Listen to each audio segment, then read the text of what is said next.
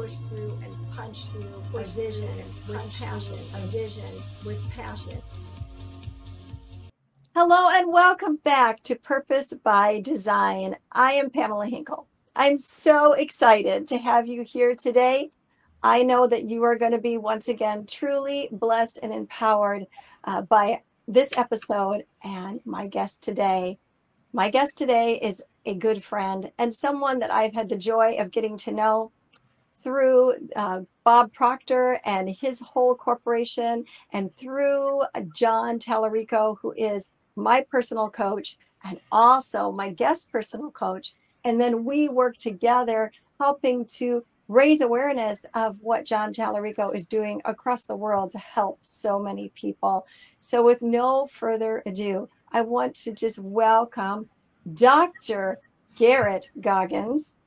And I call him Dr. G, so you'll hear me saying both. So welcome, Dr. G. We are so glad to have you here today. Oh, thank you. I'm so excited. I am very excited to be on your show, Pamela. I'm so blessed and humbled that you've given me the opportunity. So thank you for letting me share this space with you. Oh, wow. Well, it's an honor and a privilege to have you here. And I know that you are just going to bring it today, and that there's so many golden nuggets that you have for all of the listeners, all of the viewers today. So let's get started. Dr. G, who are you? It's a very good question. It depends on the day. No, that's not true. I'm a lot of things, actually. So first and foremost, I'm a father. So my kids are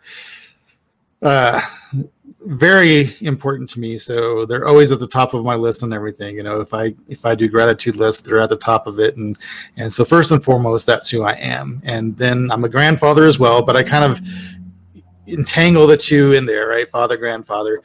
So there's that. And then I loosely say I'm an entrepreneur. I don't really know what that word means per se, but I mean, I know what it means, but like, how do you embody that? But I own a couple businesses. So I am I own a web development company, co-own a web development company. And that's actually where the doctor piece comes into, is that I have a doctorate in computer science.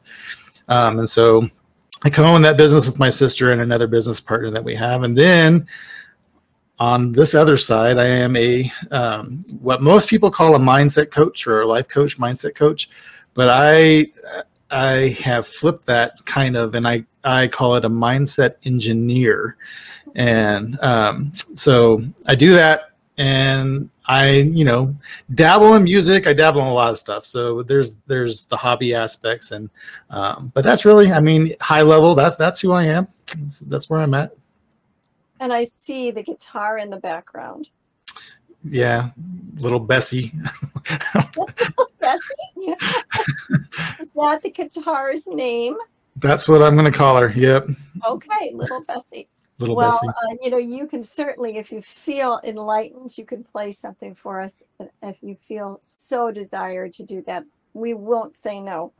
He has a beautiful voice, everyone. He's a gifted musician. I love the mindset engineer.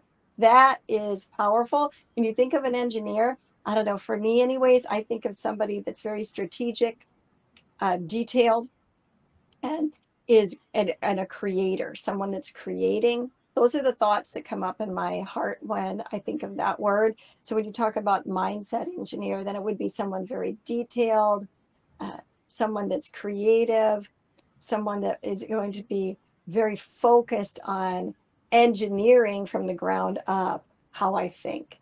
That's powerful. I love that.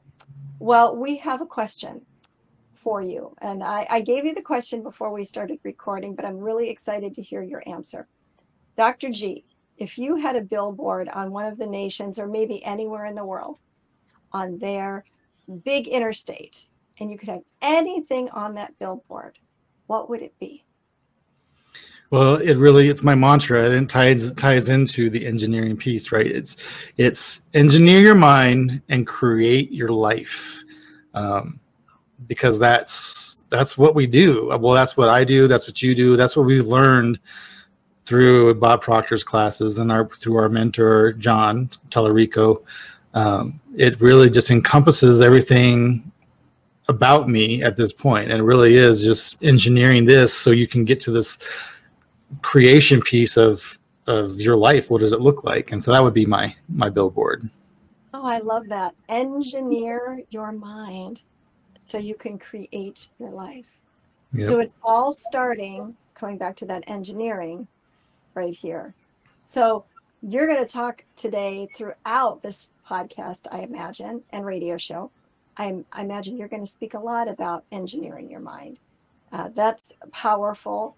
And I think would make everybody think as they're driving by and they see that, what actually is going on up here, what actually is dropping down into my subconscious mind, or I call it my heart of hearts, what actually is motivating me or not motivating me, like what is dismotivating me, if that can be a word. I think it just became one.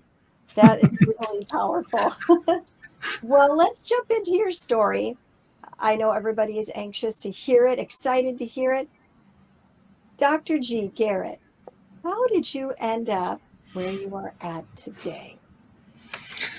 So I go back with my story, and I don't scare anybody. I go through it pretty quickly, but I go back to when I was 16 years old.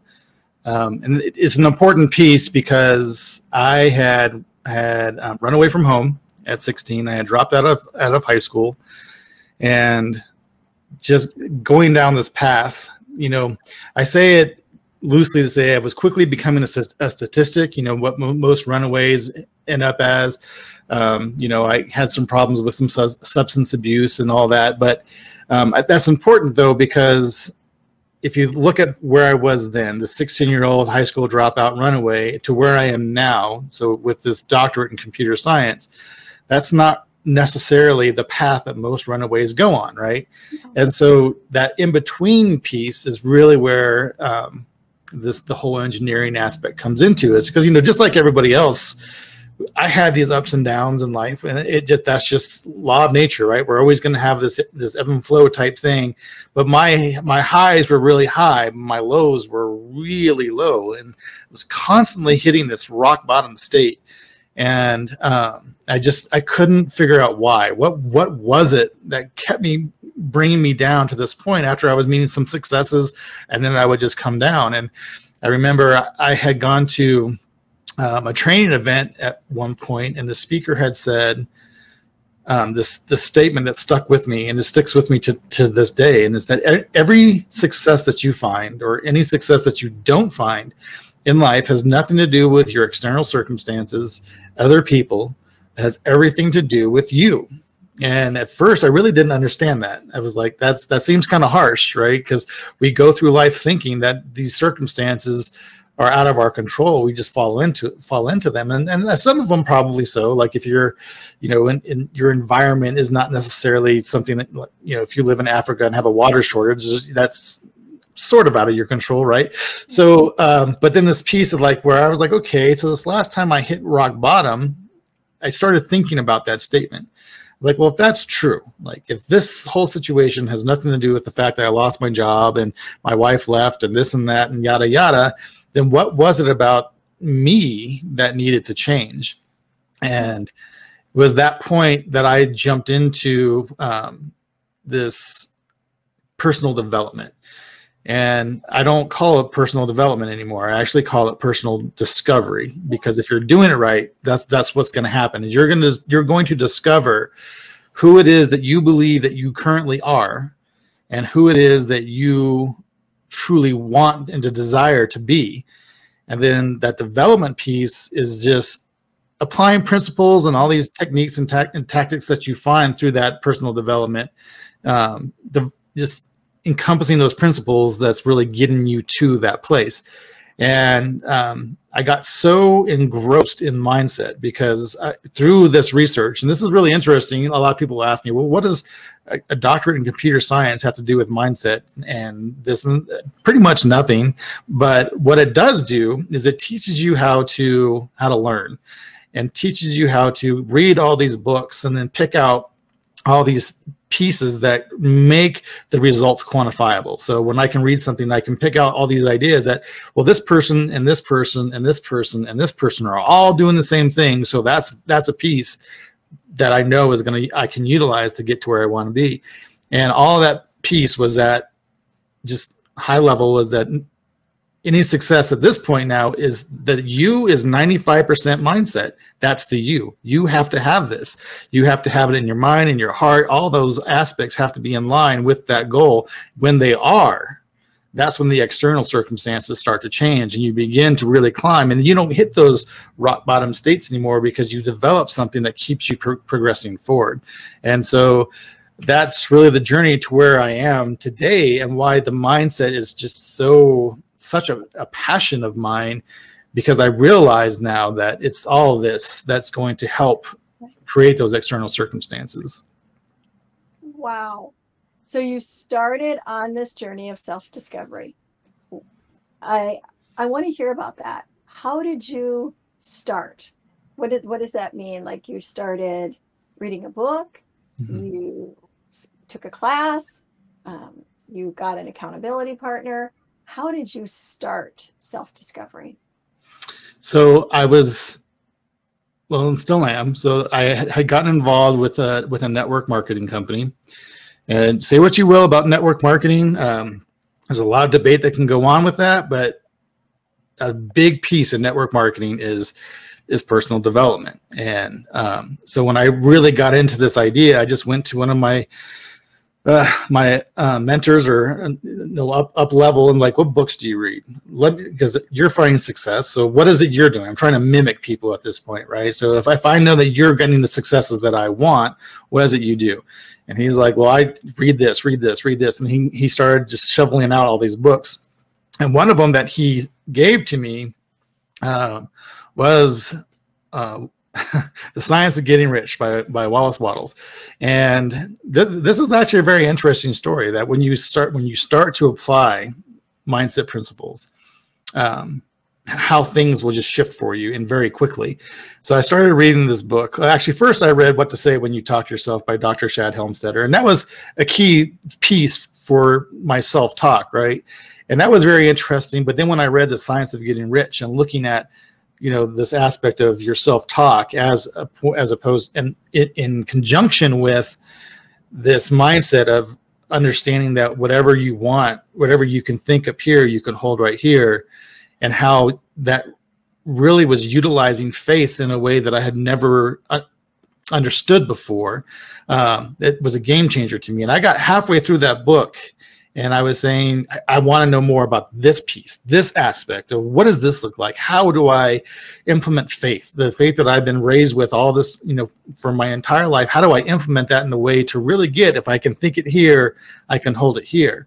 And I said that one day, halfway through the book, and then the following day, I had someone reach out to me, and we know her, you know her. She's a good friend of ours and a mentor of ours, but Dolly Sina had reached out to me on LinkedIn. And I have to say this because it's very important, that LinkedIn was not a platform that I was very frequent on. I had the profile, I had everything set up, but I never posted on there. I never really went on there. But I got this message that popped up as a alert. Somebody messaged you in LinkedIn, and it was Dolly. And then I went there, and I had all these other messages that were there that I had no idea that people were writing me. But this one gave me an alert. And so I reached out to her just because I felt highly intrigued at this point. And she invited me to a webinar that she was putting on about the science of getting rich. And just the next day, when I threw it out there into the universe, or to God, or however you want to label that, that result happened. So there was this, here's what I want, here's the resource, and I jumped on it. And I think this is where a lot of people don't find the successes that they want. They don't jump on it. I just immediately when, where, how do I get there? And so that happened. And then she introduced me to another lesson that Bob Proctor was doing over a weekend of the science of getting rich. And I implemented some of those principles, and it just went from there. Then I joined Thinking the Results with Dolly and Bob Proctor teaching that. And then from that, I was introduced to John, and now with on John's team. So that's basically the journey. I mean, there's so much more that goes involved in that, but that was that starting point, and then ending up to where I am now. Would you restate those two books again for people that are listening? Yep. This is What to Say When You Talk to Yourself by Dr. Shad Helmstetter. I'll tell you, it's kind of a dry read, but it's very powerful when you implement what he's talking about. And then the other is Wallace D. Wattles' The Science of Getting Rich. Wow. So when you decided self-discovery was a direction you needed to go and find out why I am the way I am, you know, I like how you took that ownership and said, okay, I can't blame, I have to, this is my life, I have to take ownership, right? You inclined immediately then to start looking into self-discovery. You connect through someone through a network marketing system, and they start giving you these incredible books. You start reading them and applying what they're saying, and as you're applying it, the answers, the results are coming. And in the strangest ways. Here it comes to you on LinkedIn and you're not even really using it at all. That is a powerful story because you took action. You know, Les Brown, one of our mentors, always says the blessings that you're looking for are looking for you. And to have our eyes open to that, and that we don't have to be begging and pleading for these things to happen, but in a place of receiving, right? Mm-hmm. And acknowledging it and asking for it. You know, you have not because you ask not, you know. So ask and believe you receive. So you connect up with Dolly and it's just been like a whirlwind since then. I bet, right? Yeah, the whirlwind is right. And at that point, you know, I was tired. I was really tired of being rock bottom. So I remember I told Dolly, like, if I'm going to apply this, and I'm when I set my mind to it, I just go all in, and I'm going to apply this, but I need results fast. I need some fast results. And she said, you know, be careful what you wish for, because when you apply these principles, when you get into these universal laws and you're in line with what God has in line for you, things happen at a rate that most people can't keep up with. And that's exactly what happened. I said, I want speed. She said, universe loves speed. So as long as you can keep up with it, it's going to keep throwing things your way.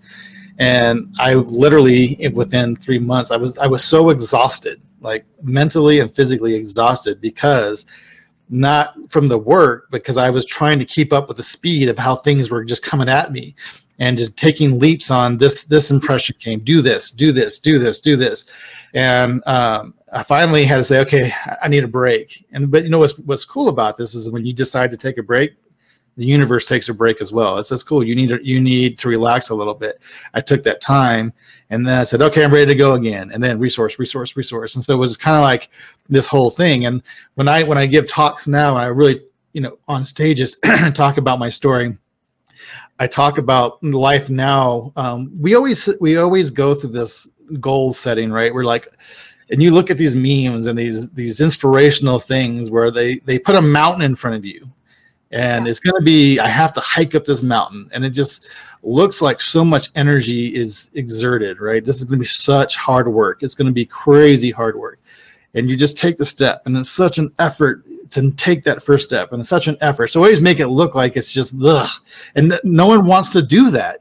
So it's very deterring for people to want to meet goals and have successes when they're looking at that going, it's going to be a struggle, right? But I'm here to tell you that when you get this right, and it's in line with this, that mountain now looks like a roller coaster, and not like a roller coaster like you might think, right? I liken to it this idea that when that uphill is no longer a struggle, it really isn't. Like, again, it's exhausting, because I'm about to tell you why. But you're going up this incline like a roller coaster. You're literally being pulled up by some mechanism that's going up this thing. And while you're going up, all you're doing is collecting resource after resource after resource after resource. Meet this person. How is this person going to benefit me? What is this book going to do for me? What is this class going to do for me? And then you start to apply all that stuff. When you apply all that stuff, there's an interesting thing that happens. You come to that peak of that incline. And then when you apply it, you hit that downward, just inertia just takes you to this place where it's like, whoa, holy monkeys, right? And it's like all this stuff is happening. And then that's the exhaustion, because you're going through this and all of a sudden you're like, oh man, I'm tired. But when you get to that point, you hit that downward part of the roller coaster, you take a breath, but what happens? Again, inertia. So it's time to go back up. And now it's going back up again in a way that, again, it's effortless to an extent. Let's collect more resources, meet more people, go here, be on more podcasts with Pamela, right? And then apply that, and that's your roller coaster. It's constantly up and down. So those down points aren't rock bottom lows anymore. There's a time for you to literally take a breath, because everything happens so fast that you need it. And then those uphills they're effortless. You just collect what you need, apply, and then go back down again. So that's how I like in my life now, is more of this roller coaster ride. That's just, it's fun. Right? It's fun. That's what you go on a roller coaster for, is to have that excitement and this whoo, and you lift your hands and scream and go crazy. And so that's what life is now. And but that all comes from these two things. And obviously, you know, I have a faith in God. So that's all in line with what that is. And so that's what it looks like.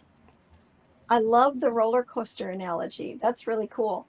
You know, and when I love roller coasters. So to get in that roller coaster, and it is starting to creep up that big, tall, you know, first hill or whatever, it is effortless for the person riding on the roller coaster.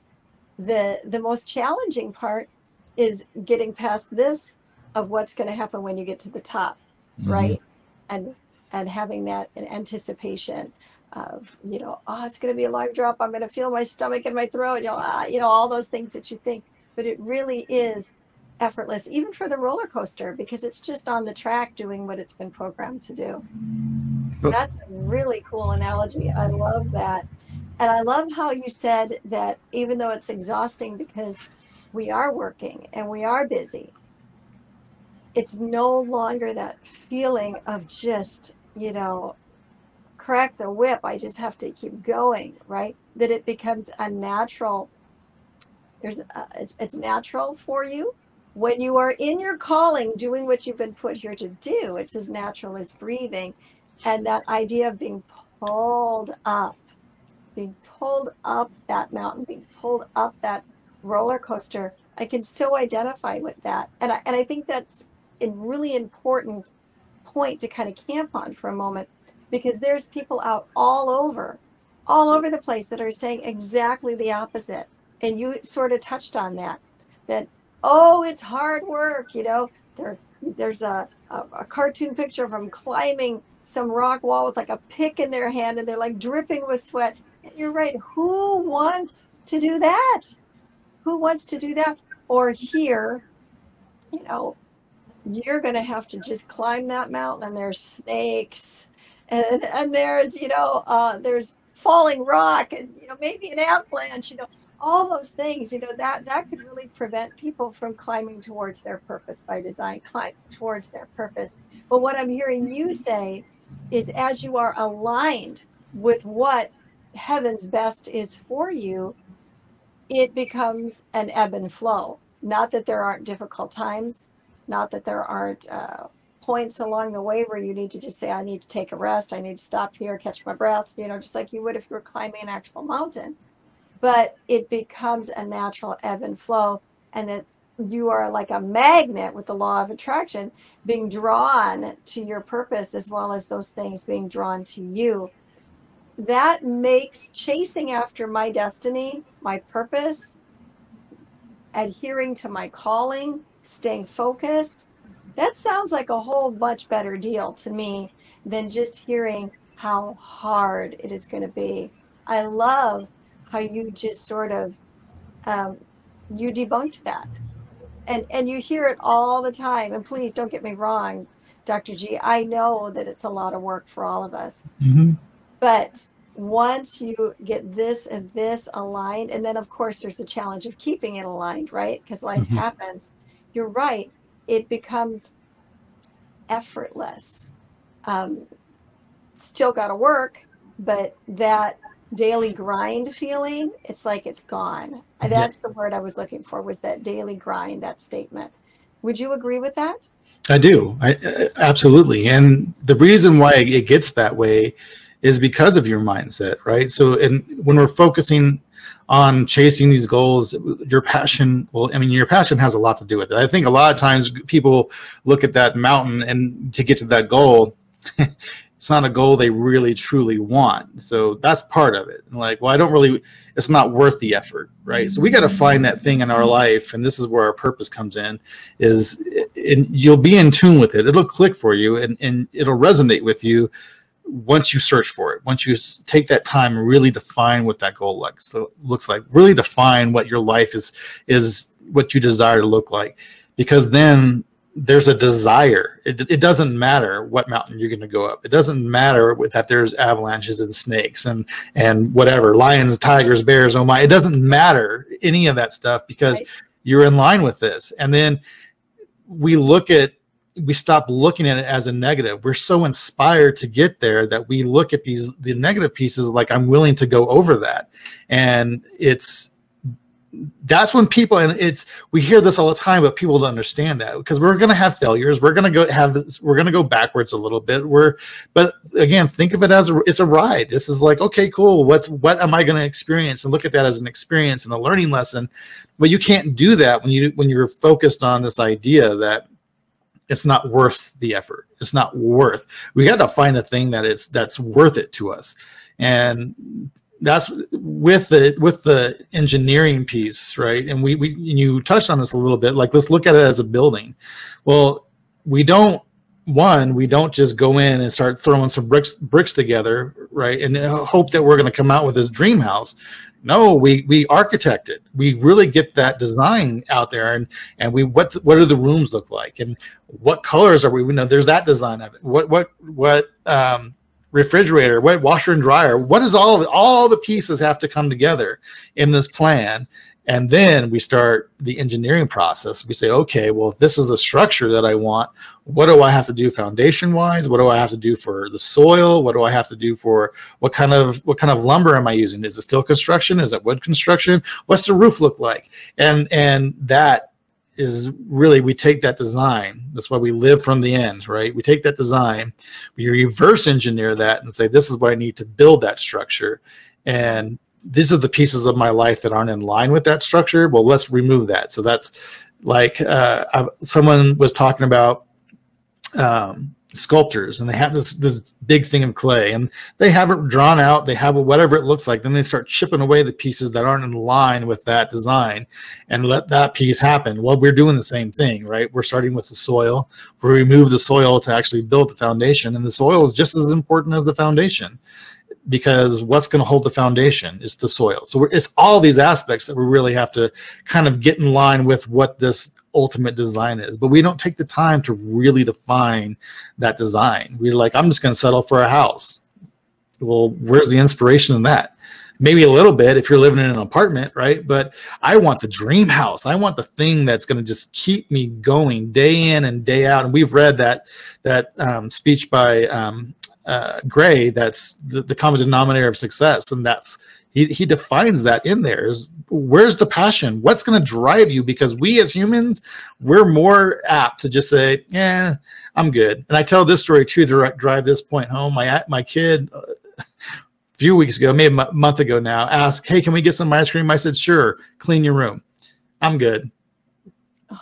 So obviously the ice cream wasn't enough to drive him to clean the room, right? But going to his friend's house or something like that, he cleaned his room.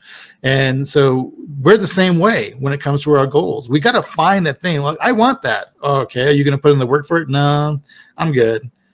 But what is that piece? And that's really where we find the passion and we find our purpose, is when we look at those things that are going to drive us to go through those daily tasks. It's not grind. It really isn't. It's just daily tasks, and they become effortless to us. So that's kind of how I look at that, really, right? Yeah, no, that is really a unique way of seeing it. I wrote this down: how you defy the odds is what I wrote down. But you said you have to align with what you want to do. You have to align with it. And I think a lot of people don't even know what they want to do. Mm-hmm. They're just punching a clock, and there's nothing wrong with punching a clock. Don't get me wrong, but they almost like automaton, like just going through those motions. We have a blender. This is a funny example, but I just feel led to share it. And a lot of people have blenders. My blender, I use it to like make a milkshake, and maybe once in a while to puree it. But it's got like 25 possibilities of potential. And I think we get stuck like that in our lives. Get up, eat breakfast, go to work, pick the kids up, go home, eat dinner, go to bed, get up, go to work. You know what I mean? Like, and there's so much more to our potential. And what you said here really makes so much sense. I'm looking down because I wrote notes. What will you do to achieve what you want? What will you give? How much does it mean to you? And then you brought in passion. If you don't have passion about it, then you're just going to stay in that mundane, dry state.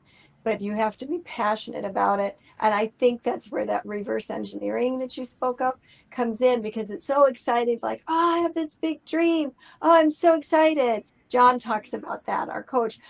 We come back from a seminar and you're all pumped up. Woo, you have these great dreams. And then a couple of weeks, it's back to, blend, puree, repeat, right? And we're back in that again.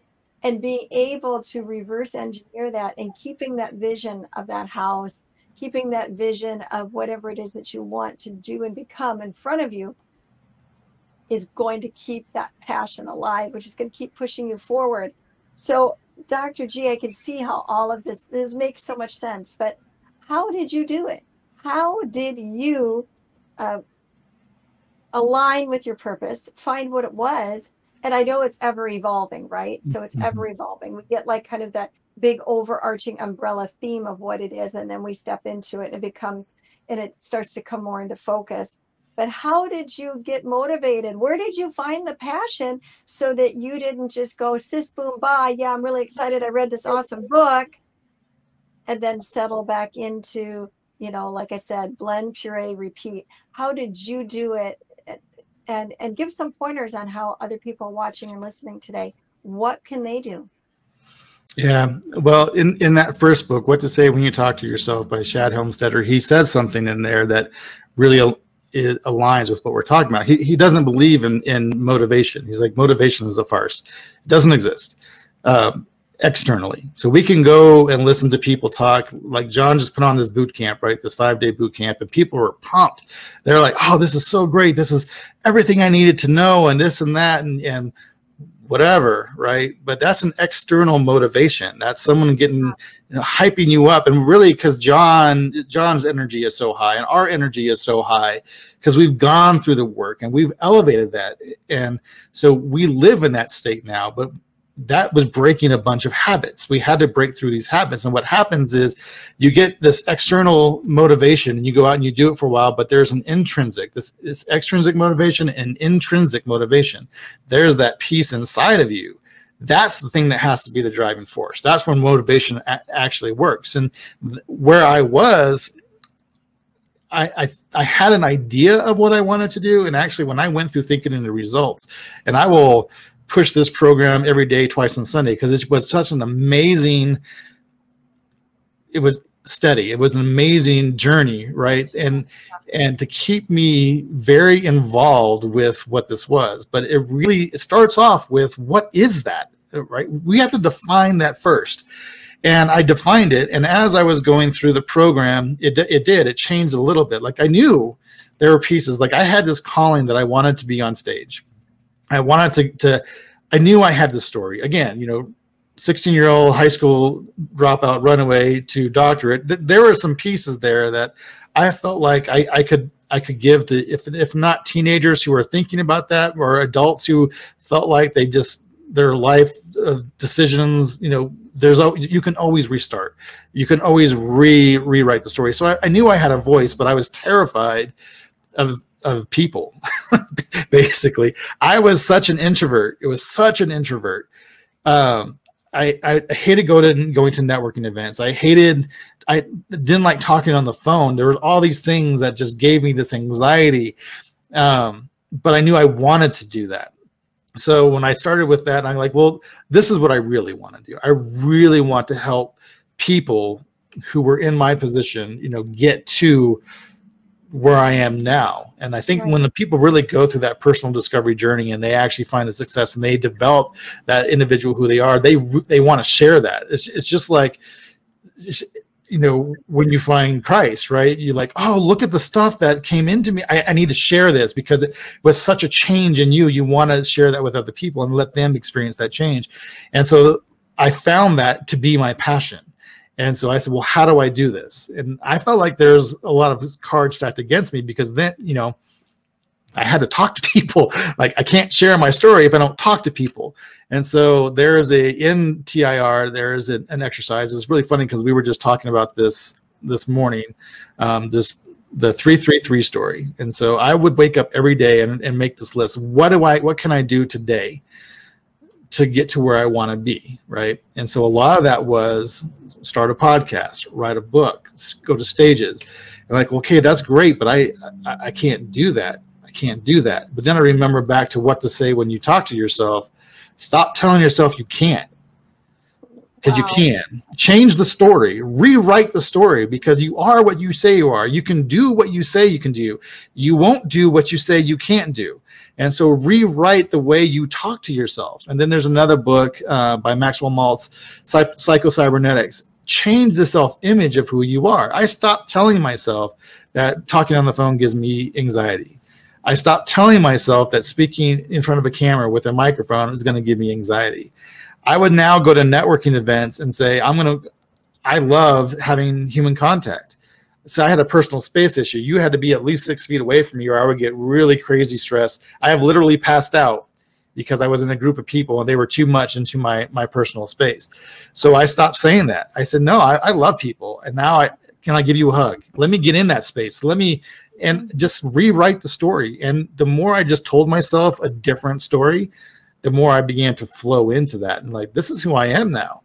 And envision yourself doing that. Again, I love the subconscious mind because it doesn't know what's fact or fiction. So when you start consciously seeing yourself in these situations, giving people hugs, being on stage, talking with their microphone with authority and confidence, and moving around and just see it all as detailed as you possibly could or possibly can, watch the changes that are going to happen in you. And so I would see these successes happen. And this is the key point. This is really huge to stay motivated, is every day I would find something that was a win. Like, what did I do today? Because we have to stack this. A lot of people look at this end result. And that's when I hit that, I win. That's not true, right?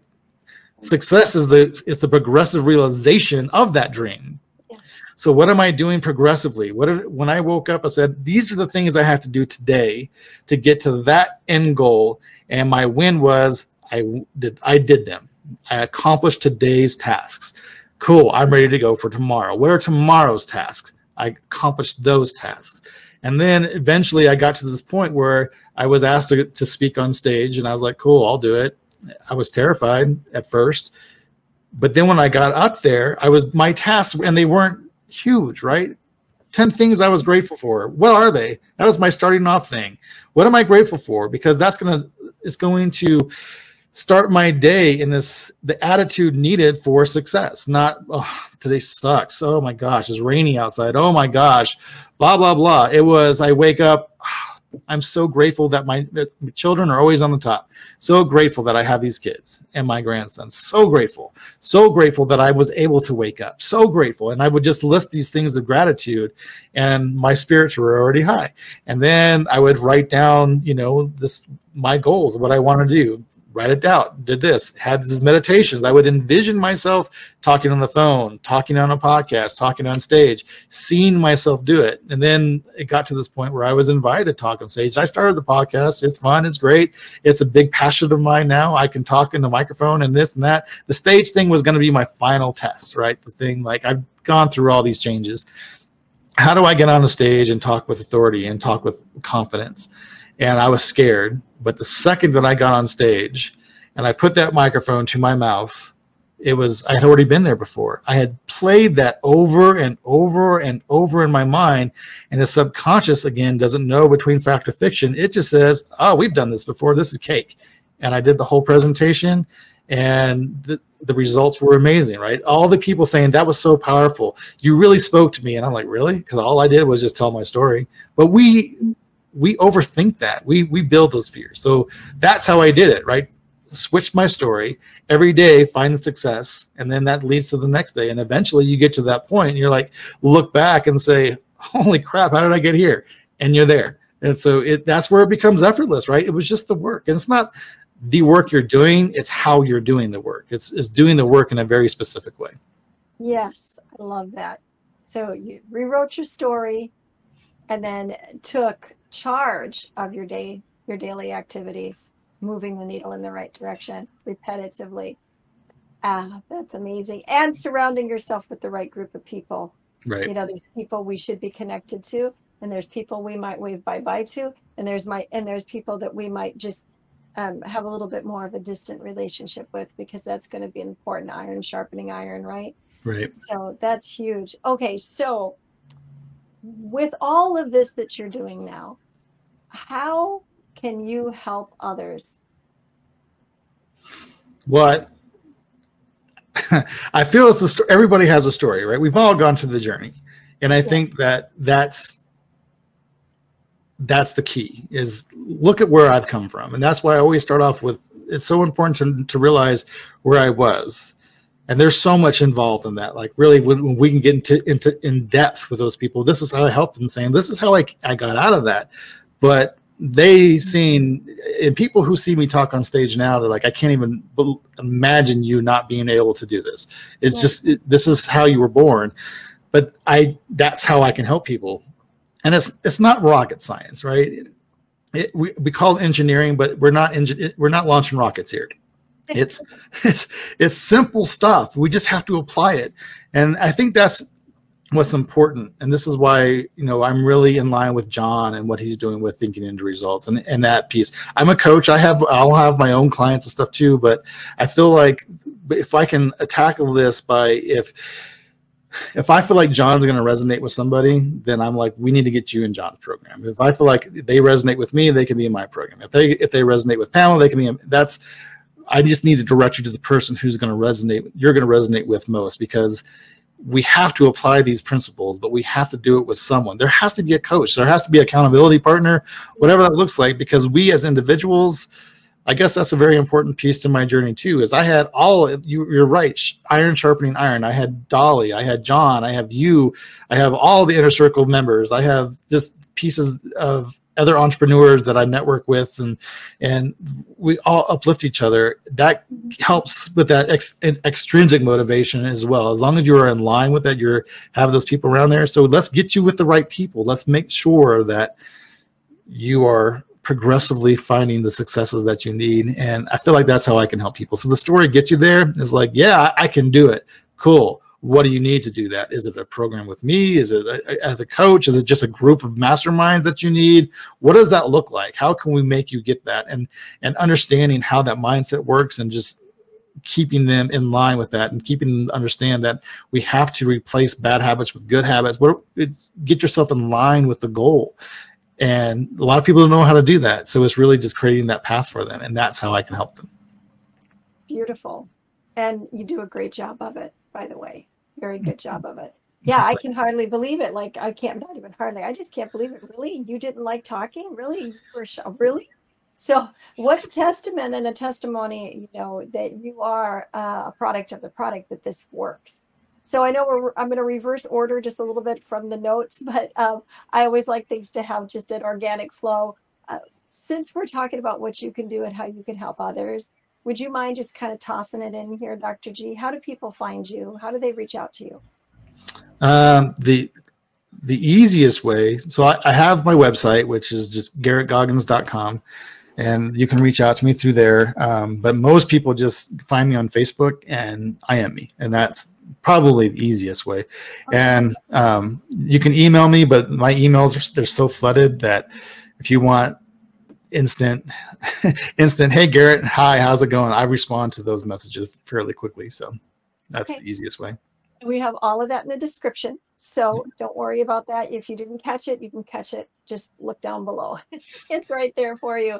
All right. Is there anything else that you have on your heart today that you haven't had a chance to get out and to get on to us? We covered most of it. I just, the thing that's been coming up a lot is these progressive realizations is, what can I do today? And we covered it, but I maybe just enforce it a little bit, that wake up in the morning and say, what can I do today? Or really just reassess. Am I doing what I want to do?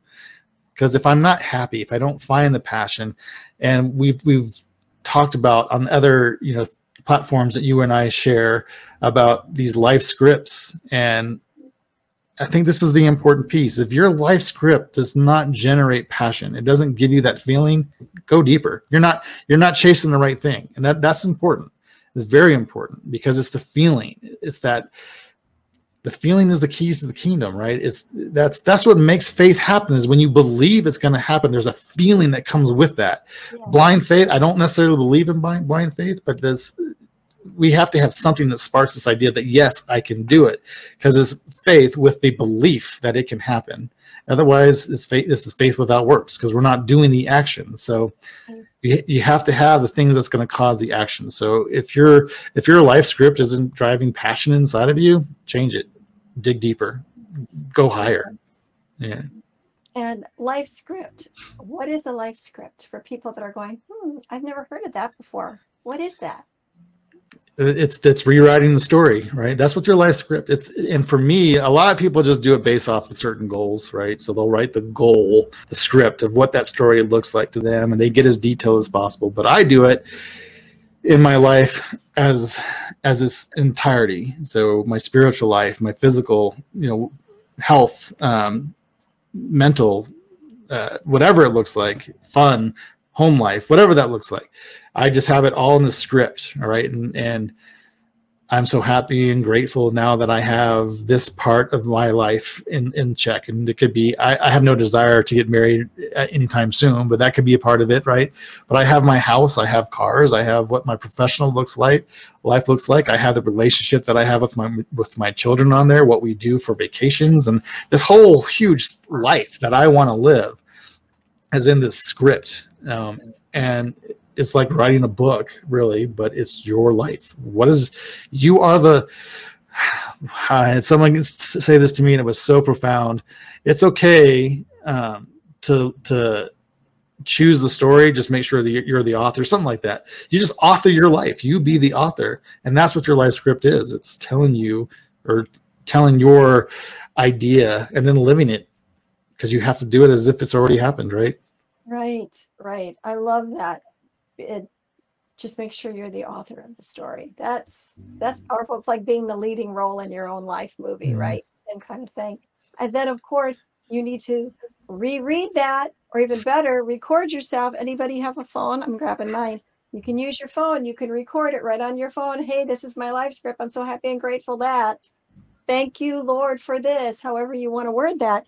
And then listen to it every day, because you'll believe yourself more than you'll believe anybody else. That's why when we tell ourselves we're stupid, we end up believing it. How about telling yourself you're a success instead, right? Yep. That is so good. Thank you for sharing that with us. Well, I have one more question for you.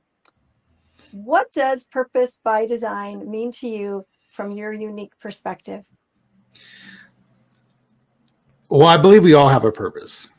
And I believe that what we've just talked about here, it really encompasses that for me, is when we can sit down and really define what our life looks like, or what we want it to look like. I have this really it's interesting to me. It may not be interesting to anybody else, but this analogy that when we look at the things that we want out of life, when we look at people and we see characteristics that we wish that we can embody, I believe that is our higher self, our spiritual self, saying, that's who you were designed to be. That's you. That's your purpose, is to have all this stuff in line, right? And that's all our purpose. And then by design is we design that. Like, what we have to go through it again. We're engineering the life that we want. It all starts with the design.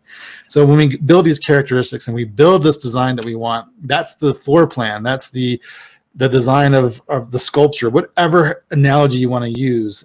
That's the design to hit the purpose of all these pieces, characteristics that we're drawn to, and that's it. So it's that purpose that we design. Oh gosh, I love that. The purpose, and I love that about finding other things and other people that you're drawn to, and that's all part of who you are and what you're supposed to be doing, and then designing it out. That is beautiful. Oh my gosh. Dr. G, you brought it today. Thank you so much for coming and sharing all this wisdom. And man, you really poured into us today. And I'm, for one, I'm very grateful. Thank you so much for being here. No, thank you for having me. You can't have a great guest without a great host, so I appreciate you. Well, I appreciate you. We did a good job of tag teaming today. We did. It was a good conversation. It was great. Well, thank you again. And thank you to all of you that have shown up today. Again, you're so faithful, and I just appreciate you so very much. Whether you tuned in on the radio, Spotify, or any other podcast host, or you're watching us on YouTube, hi! We're just so glad that you're here. Would you do me a favor? Do Dr. G and I a favor. Will you please subscribe, like, and share? This message that he just gave to us, just downloaded on you, needs to go around the world. Come on. But you know how it goes around the world and changes lives? Very simple. Click, like, share, subscribe. Just really easy. Just click a button. That's all you need to do. And you can help us spread this wonderful news, this purpose by design. All right. Remember, you are here on purpose with a purpose. By design, not by default. Now go on out there and be the salt and the light everywhere you go. See you next time.